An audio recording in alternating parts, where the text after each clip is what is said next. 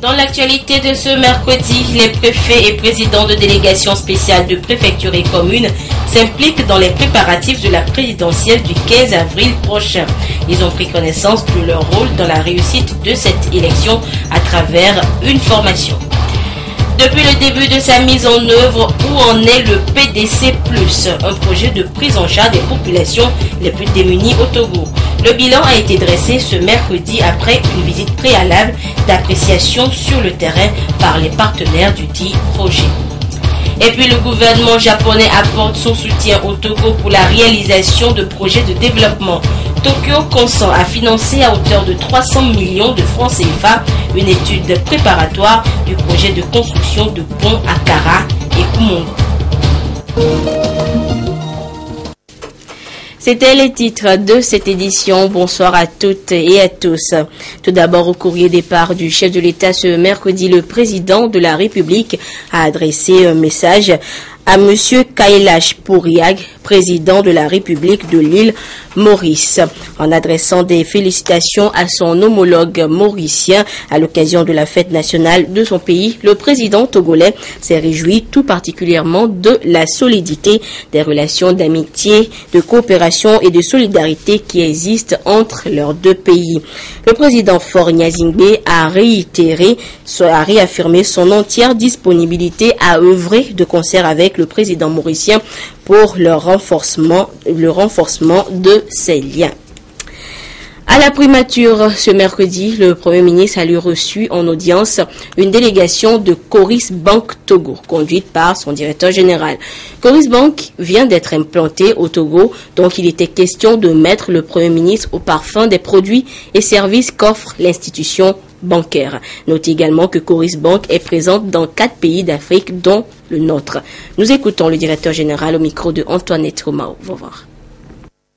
Comme une institution sérieuse qui s'installe dans un pays, nous sommes venus officiellement informer le Premier ministre de notre installation à Lomé et de notre engagement à accompagner l'économie du Togo. Concrètement, disons qu'on ne réinvente pas la roue. Je ne dirais pas que Coris Bank est venu au Togo pour créer des produits qui n'existent pas. Mais nous allons améliorer la qualité de service que nous rendons à la clientèle. C'est par la façon de rendre que nous allons faire la différence avec les autres banques. La date du 15 avril 2015, jour de la présidentielle dans notre pays, approche à grands pas et les préparatifs vont bon train. Le gouvernement, avec l'appui du programme des Nations Unies pour le développement PNUD, implique les préfets et les présidents de délégations spéciales des préfectures et des communes dans le processus. Il s'agit d'une formation pour permettre à ces participants de cerner leur rôle dans la réussite des prochaines échéances électorales. Sonia Miniko, Constantine Bonfond.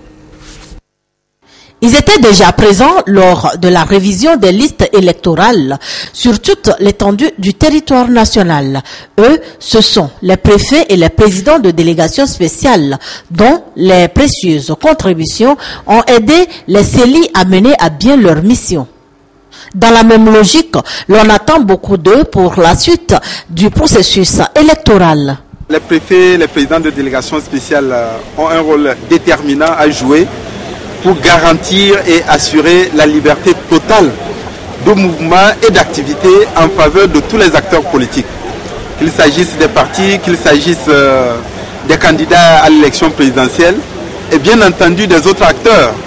Au vu des thèmes présentés et débattus, thèmes ayant trait au rôle et responsabilités, puis à la neutralité et à l'impartialité de ces autorités administratives locales. Dans le processus électoral, il est question surtout du respect du code électoral. En tout état de cause, quelles que soient les dispositions des textes, il s'agit de faire en sorte que tous ceux qui, d'une façon ou d'une autre, participent au processus, le fassent dans le respect de la volonté qui est portée aujourd'hui par la population, la classe politique, d'avoir au Togo des élections transparentes, crédibles et apaisées. C'est aussi le souhait de l'ambassadeur d'Allemagne au Togo qui a invité par ailleurs tous les protagonistes de la scène politique togolaise à faire de ces élections un nouveau défi à relever ensemble dans l'intérêt de tous. Tout le monde prend ce processus en sérieux et ça m'encourage. Et ça m'amène aussi d'avoir une très bonne conscience sur ce qu'on a fait aujourd'hui, le soutenir, d'apporter notre soutien. Ce qui me préoccupe un petit peu en tant qu'observateur, c'est de voir ce que s'il y a des forces dans la société qui utilisent l'occasion des élections pour des fins qui n'ont pas vraiment beaucoup à faire avec l'esprit démocratique. Après cette session, le PNUD entend convier les autorités traditionnelles au même exercice. Le ministère du Développement à la base et les différents acteurs impliqués dans la mise en œuvre du projet de développement communautaire et des filets sociaux PDC+, se sont réunis ce matin à Lomé. Objectif, faire une revue à mi-parcours de ce projet et trouver des pistes et moyens pour relever les différents défis afin d'améliorer l'accès des populations les plus pauvres aux infrastructures sociales de base. Des précisions avec Carmen Madji à Kako. Depuis quelques années, le gouvernement togolais s'est assigné pour mission de fournir aux communautés défavorisées un meilleur accès aux infrastructures socio-économiques de base et aux filets de sécurité sociale. Le projet de développement communautaire et des filets sociaux, PDC+, a donc été lancé en juillet 2012. Sa mise en œuvre a permis de réaliser des infrastructures socio-économiques de base, de financer des activités génératrices de revenus et de mettre en place des cantines scolaires dans 308 écoles des zones défavorisées. Aujourd'hui, les différents acteurs impliqués évaluent ce qui a été concrètement fait. Nous avons réalisé 155 micro-projets qui représentent plus de 90 bâtiments scolaires construits dans les écoles. Nous avons fait 44 forages. Nous avons fait 13 bâtiments d'unités de soins de santé primaires. La particularité du PDC+, c'est qu'il permet aux communautés de faire entendre leur voix quant au type d'infrastructures et d'activités dont elles ont besoin le plus pour sortir de la pauvreté. Pour la Banque mondiale qui finance ce projet à hauteur de 13 milliards de francs CFA, ces résultats enregistrés sont satisfaisants. On réalise que l'essentiel des infrastructures qui étaient prévues à cet effet, 50% des infrastructures sont déjà réalisées. Pour ce qui est des autres activités, nous réalisons que des enfants au niveau des cantines scolaires, leur nombre est beaucoup plus important. Je citais ces 73 000 enfants qui aujourd'hui ont accès à ce type de repas chaud par jour. Il y a également des activités de haute intensité de main-d'œuvre. Il y a ces transferts monétaires qui peuvent être améliorés mais qui sont déjà une réalité au Togo. Le PDC+ répond à un double objectif poursuivi par le gouvernement, réduire la pauvreté et promouvoir une prospérité mieux partagée.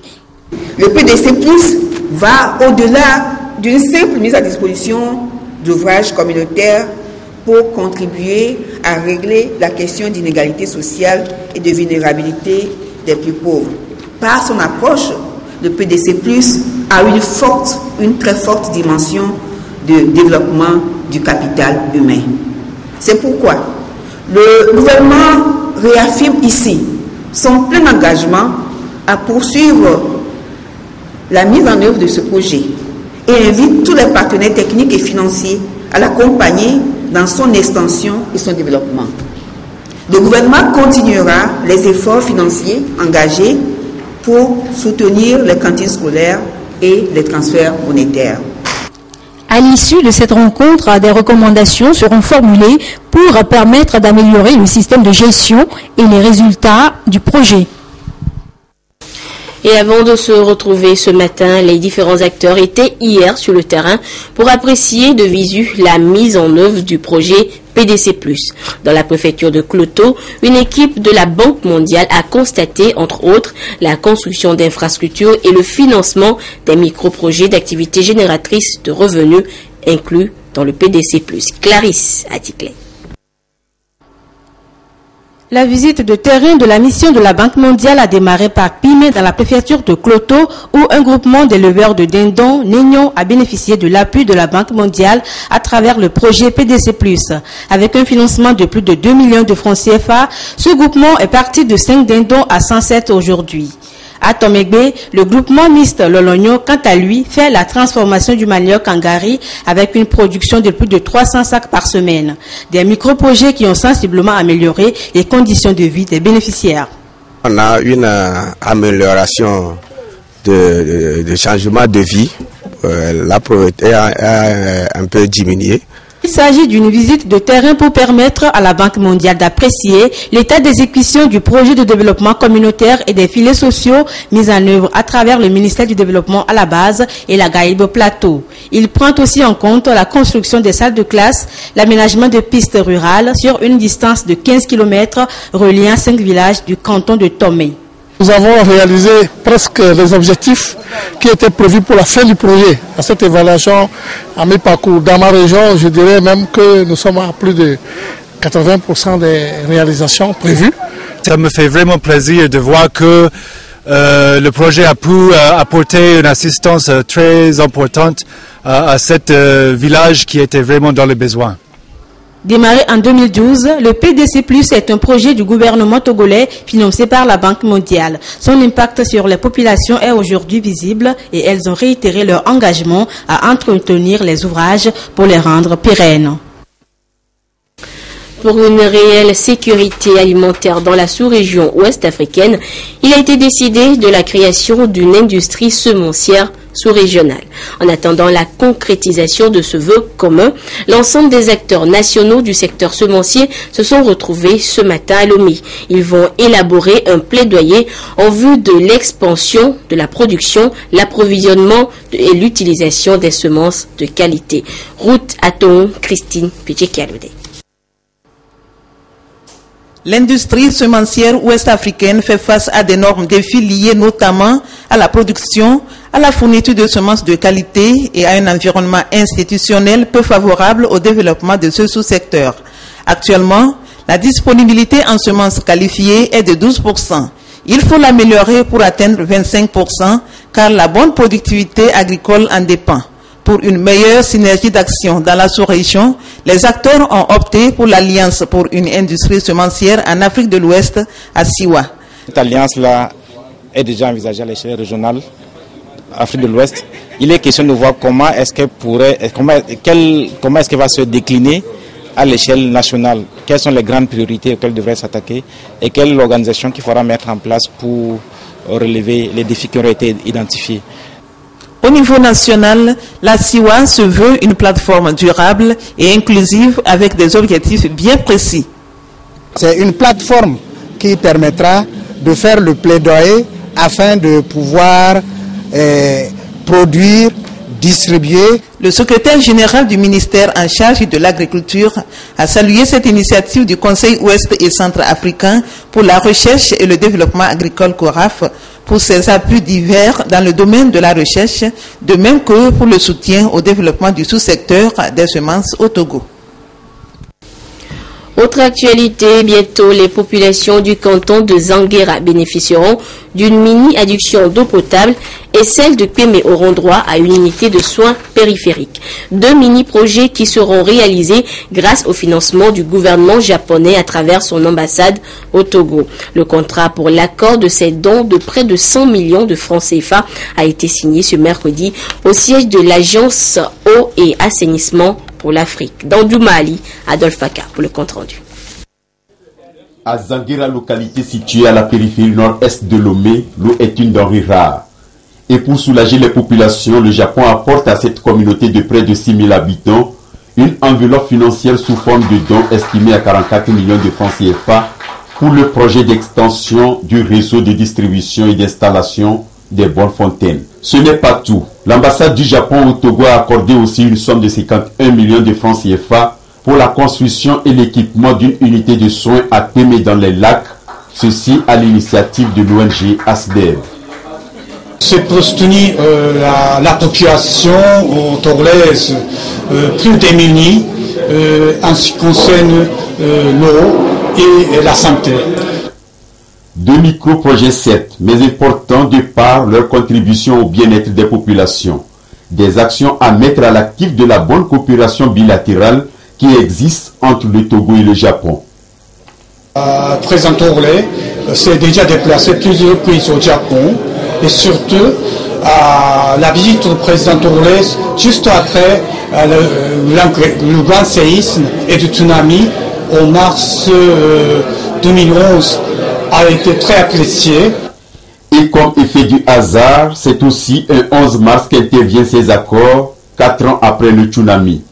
À cette cérémonie, une minute de silence a été donc observée en mémoire des victimes. Tokyo et Lomé, la République japonaise consent à financer l'étude d'un projet à réaliser au Togo. Il s'agit de celui de construction des ponts de Kara et de Kumongo, une première étape estimée à 300 millions de francs CFA. Ziara Alpha, Constantine Bonfort. La cérémonie fut brève, mais elle a tenu toutes ses promesses, à savoir la signature d'un accord entre le Togo et le Japon qui lance le projet de construction de deux ponts, Kara et Kumongo. Par cet accord, le Japon met 62 millions de yens, soit 300 millions de francs CFA, à la disposition du gouvernement togolais devant servir à l'étude de faisabilité de ces ouvrages. Cette étude qui va pouvoir évaluer concrètement le prix réel de ces deux ponts. Et donc le Japon est prêt à financer la construction totale de ces deux ponts. Donc c'est l'occasion pour nous de remercier le gouvernement japonais pour les accompagnements multiformes qu'ils apportent au Togo. Plus que jamais, les relations entre le Togo et le Japon sont au beau fixe. Le Japon, qui apprécie d'ailleurs les efforts du chef de l'État en matière de développement des infrastructures. Le Togo s'efforce énergiquement pour le développement de son pays. C'est pour cela que le Japon voudrait soutenir les efforts du gouvernement togolais, surtout dans le domaine de l'infrastructure économique. La construction des ponts sur les tronçons Sokodé-Bassar et Kachamba-Sadori est une composante du vaste projet du corridor logistique Togo. C'est un projet conçu pour améliorer la qualité des infrastructures terrestres de transport partant du port autonome de Lomé à Séquencé. Face à la crise qui secoue l'administration publique togolaise depuis quelque temps et malgré les discussions qui se poursuivent entre le gouvernement et les centrales syndicales, les ministres en charge de la fonction publique et des enseignements primaires et secondaires sont montés au créneau pour une mise au point. C'était dans le journal de la mi-journée ce mercredi. Ce plateau avec deux ministres. D'abord, nous allons nous tourner vers le ministre Kolani Gourdigou. Il est le ministre de la fonction publique. Bonjour, monsieur le ministre. Bonjour, madame. Vous êtes là pour une mise au point. Nous vous écoutons. Effectivement.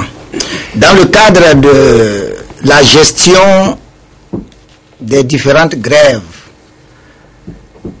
observées par certains syndicats, nous avions envoyer une lettre circulaire à tous les départements ministériels, à toutes les institutions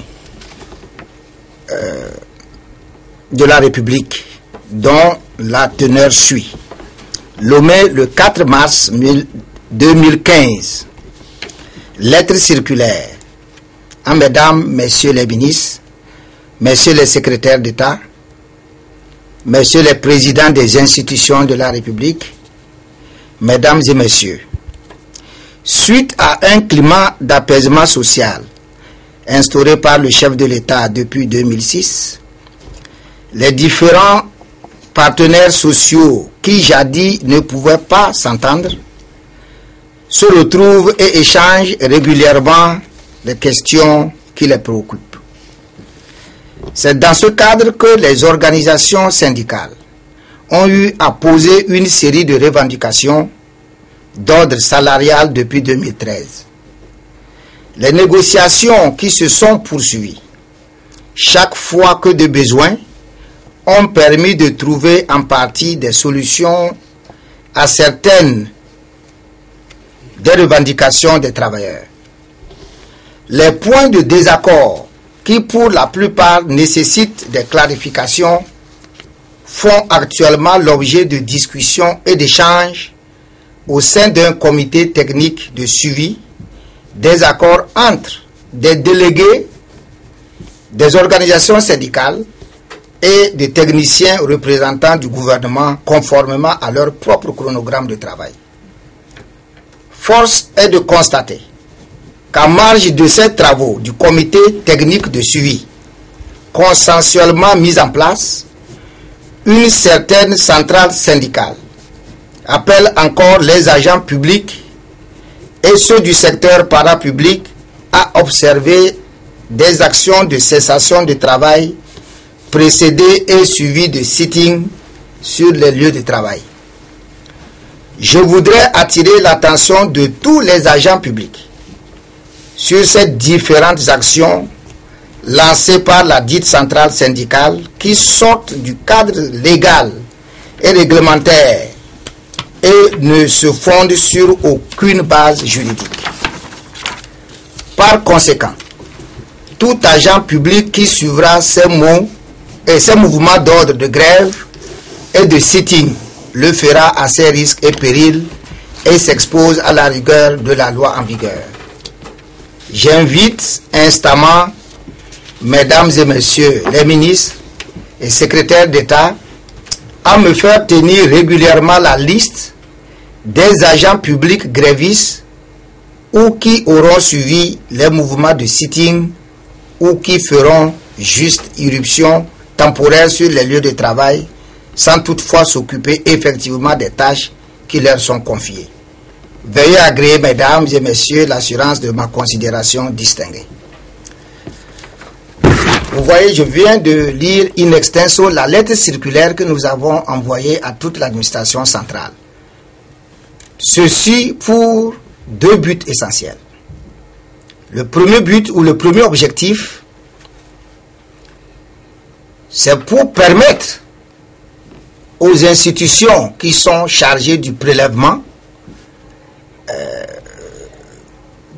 puissent le faire. Et deuxièmement, pour voir dans quelle mesure nous allons gérer la grève. Parce qu'on ne va pas rester les bras croisés et attendre que les différentes grèves se poursuivent. Donc, nulle part, nous n'avions dit que nous allons radier les gens de la fonction publique. Il faut retenir que on ne peut pas se lever du jour au lendemain, radier des gens de la fonction publique. Il y a des procédures à suivre. Et si ça devait être le cas, le gouvernement est tenu de suivre ces directives, ces dispositions légales en vigueur dans notre pays. Je vous remercie. Merci, Monsieur le ministre. Et justement, dans le cadre de ces échanges dont vous venez de parler, le gouvernement a rencontré le corps enseignant de la zone Lomé-Ouest hier. Nous allons suivre le sujet avec Kwasiglé et Isidore Koubatine. Encore un face-à-face entre la délégation gouvernementale et les enseignants du primaire et du secondaire. Objectif, éclairer non seulement les lanternes sur les différents points de revendication des fonctionnaires togolais, mais également informer sur ce qui est fait comme avancée et surtout trouver des voies et moyens pour décrisper la crise qui secoue le fonctionnement de l'administration publique, en l'occurrence le secteur éducatif, à travers les mots d'ordre de grève répétitifs. Nous voudrions exhorter les agents de l'État, toutes catégories confondues, à comprendre que la revalorisation des salaires, qui est une préoccupation légitime d'eux-mêmes et de nous aussi en tant que gouvernement, va se poursuivre. Et il n'y a pas raison de baisser les bras en si bon chemin, puisque le gouvernement a déjà fait des pas importants qui peuvent être appréciés différemment, mais des pas importants. Et nous sommes dans la logique, dans la dynamique de continuer de revaloriser ces salaires. Et dès cette année, ce qui est donné, et ça c'est un élément qui est méconnu, ce qui est donné selon les différentes catégories est quelque chose qu'il faut déjà commencer par bien apprécier. Réunis ici dans les locaux de la Blue Zone, les enseignants semblent être convaincus du message de la délégation ministérielle, mais espèrent davantage.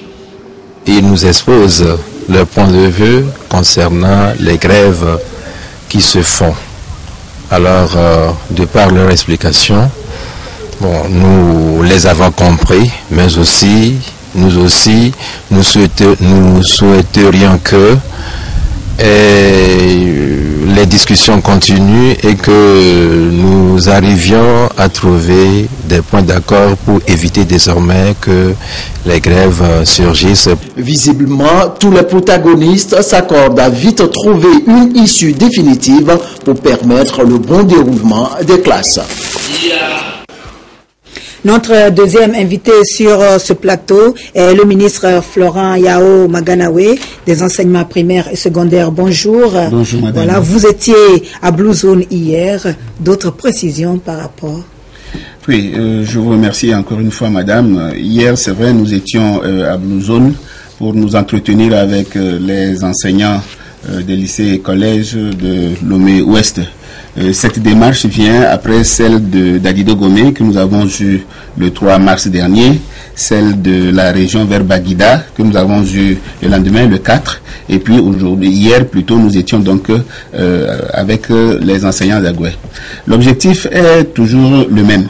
D'abord, essayer de comprendre ou faire comprendre aux enseignants le non fondé de la grève qui se maintient actuellement, et puis surtout leur faire comprendre les efforts qui ont été consentis depuis le début, depuis les années 2007 jusqu'à actuellement, pour leur faire comprendre que le secteur de l'éducation a bénéficié d'un certain nombre de mesures qui sont de nature à améliorer tant soit peu la vie des enseignants, et aussi des mesures qui sont en train d'être prises pour améliorer également les conditions de travail des enseignants. Et nous avons donc voulu échanger avec eux sur ce problème de la grève. Et cela rentre dans le cadre global de la gestion de la grève. Et eux-mêmes, lorsque de temps en temps les rencontre, ils nous disent il faut prévoir les événements. Et prévoir les événements pour nous, c'est aussi d'être à l'écoute de tous les différents acteurs du système éducatif. Non seulement les enseignants, mais aussi les enfants. Et vous avez vu que depuis un certain moment, depuis février jusqu'à maintenant et jusqu'à ce matin encore, on voit des enfants descendre dans la rue, commettre des actes d'incivisme et de violence, en cassant certains établissements, en lançant des cailloux sur leurs frères, en lançant des morceaux de barres de fer, des morceaux de vitres cassées qu'ils ont dans leur sac. Et tout cela est dû au fait que justement les enseignants font la grève et que les enfants réclament dans la rue, on les entend nous dire nous voulons nos enseignants, nous réclamons nos enseignants, il faut qu'on nous donne des cours.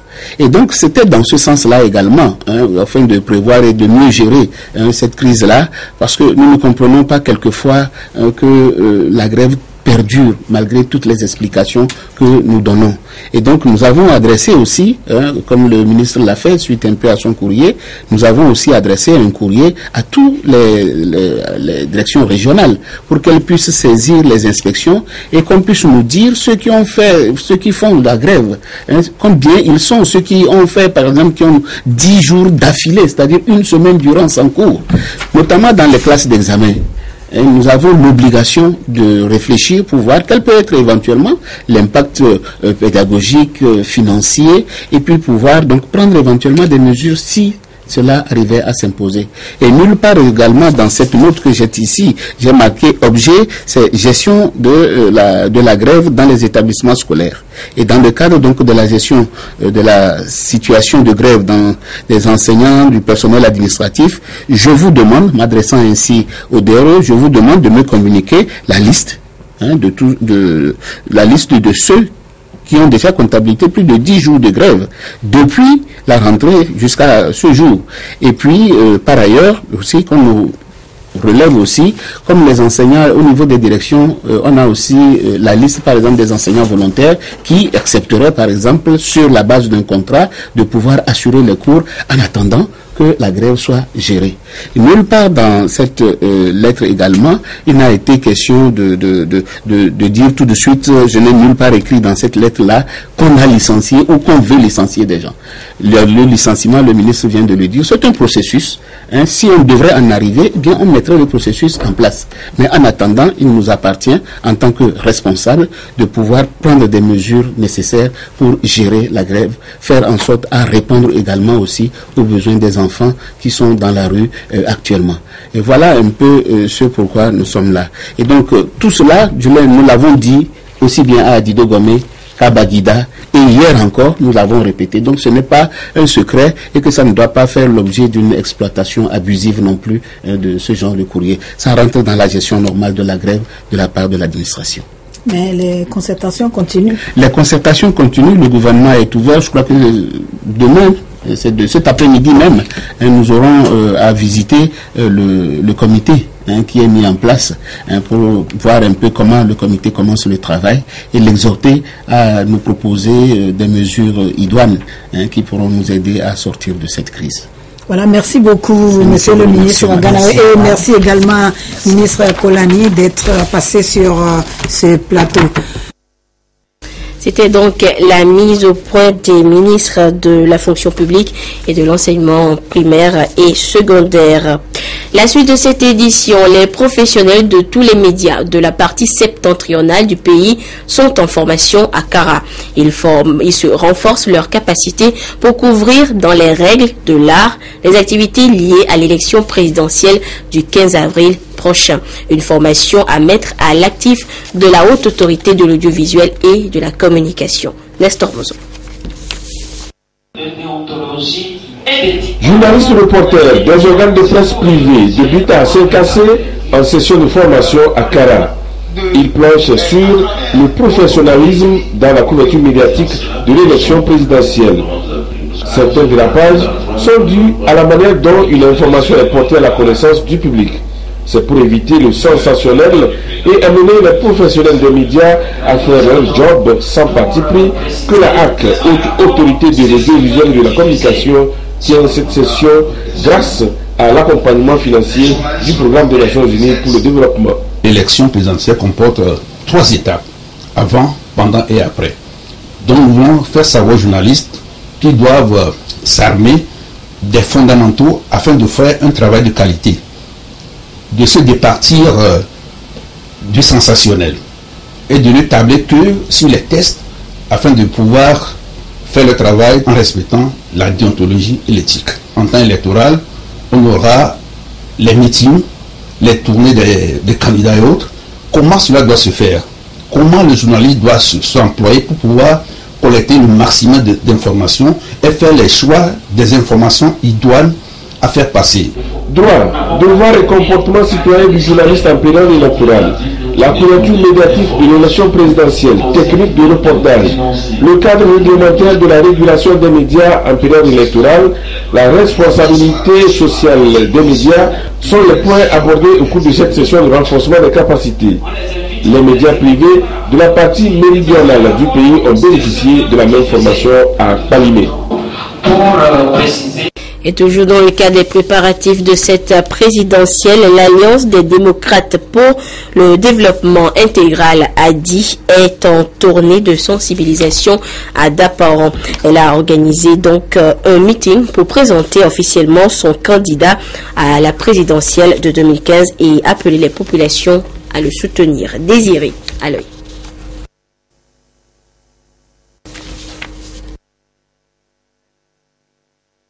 Je disais donc que l'Alliance des démocrates pour le développement intégral ADI est à Daparan où elle a organisé un meeting pour présenter son candidat officiel à l'élection présidentielle du 15 avril prochain et appeler ainsi les populations à soutenir le dit candidat. Le compte rendu avec notre correspondant dans les savanes, Désiré à l'œil. Présidentielle au Togo, c'est le 15 avril prochain, a dit Alliance des démocrates pour le développement intégral mobilise les masses. Sur le terrain municipal de la ville de Dapan, le candidat Aimé Thiabodé Gogué, face aux militants, objectif, se présenter publiquement et les entretenir sur les idéaux du parti. A dit qui incarne le changement sans violence, a salué la paix qui règne sur toute l'étendue du territoire national et appelle les Togolais à le soutenir pour faire triompher la justice. L'intention c'était pour rassurer la population de Tom, des savanes en général, que nous sommes effectivement candidats. Parce qu'il y avait des rumeurs qui disaient que nous pouvons pas, nous avons désisté et que nous n'allons pas déposer notre candidature. Donc c'est pour que leur dire en personne que nous ne voulons pas être observateurs. Nous voulons être un acteur actif, si on peut le dire ainsi, de la prochaine élection présidentielle. Le parti a dit poursuit sa tournée dans les autres localités du Togo. Selon son président national, le parti est ouvert à tous les Togolais. Le professeur Aimé Gogué appelle les uns et les autres à vulgariser les idéaux du parti, a dit, pour un Togo uni. Et dans la droite ligne de cette présidentielle, je vous donne lecture de ce communiqué. Dans le cadre de l'organisation de l'élection présidentielle du 15 avril 2015, la Commission électorale nationale indépendante CENI recrute 2 assistants nationaux chargés des relations publiques pour le premier et de la mise à jour du site web institutionnel pour le second. Les termes de référence de ces offres d'emploi peuvent être consultés sur le site de la CENI, le www.ceni-tg.org. Les dossiers complets de candidature selon les cas comportant les mentions ci-après.